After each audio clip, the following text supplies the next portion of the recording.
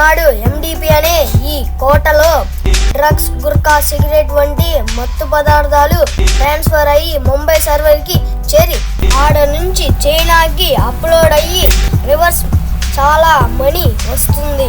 కానీ ఆ మనీ ఎంతో తెలుసా? కోట్ల కన్నా లక్షల కన్నా ఎక్కువ రివర్స్ మనీ వస్తుంది. ఆడ ధర్మరాజు అనే అతను ఒక సీక్రెట్ సిబిఐ ఆఫీసర్. అతను ఎండిపి నుంచి వచ్చే సరుకు సర్వర్ మనిషికి ట్రాన్స్ఫర్ అవుతుంది.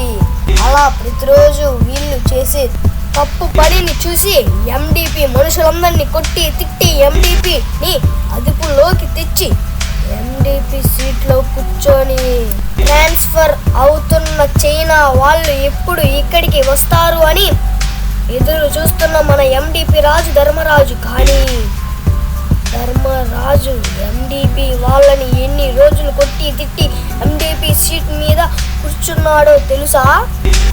20 రోజుల 18 నిమిషాల 13 సెకండ్స్ ఫైట్ చేసి ఎండిపి సీట్న కూర్చున్న మన ధర్మరాజు. కానీ ఒక్క విషయం మిత్రమా, ఎప్పటికైనా తప్పు పనులు చేసేవారు మరణించుట తథ్యం మిత్రమా. ఇక మన కథలోకి వెళ్దామా? స్టార్ట్. చైనాకి పంపుతున్న సర్వర్ ని ఎండిపి రాజు అయిన ధర్మరాజు సర్వర్ ని నరకడం మర్చిపోయాడు వీరా. కానీ సర్వర్ తన స్నేహితుడు బిమారీతో వీడు బాగా ఎక్కువ చేస్తున్నాడు. స్నేహితుడా బిమారీ అన్నాడు. ఎవడురా వీడు? అప్పుడు అన్నాడు సర్వర్, అరే వాడేరా ధర్మరాజు. రే రే రే రే వాడు మావులోడు కాదురా, నువ్వు ఇప్పుడే పారిపో, ఏ ఊరైనా వెళ్ళిపో. అప్పుడు సర్వర్, ఎవడురా వాడు? అందరినీ కొట్టి తిట్టి ఎండిపికి రాజు అయిన ధర్మరాజేగా.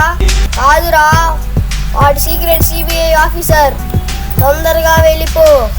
వాడికి గనక నువ్వు ముంబైలో ఉన్నట్టు తెలిసిందే నిన్ను ఖండాలు ఖండాలు నరుకుతాడురా, తొందరగా వెళ్ళిపో.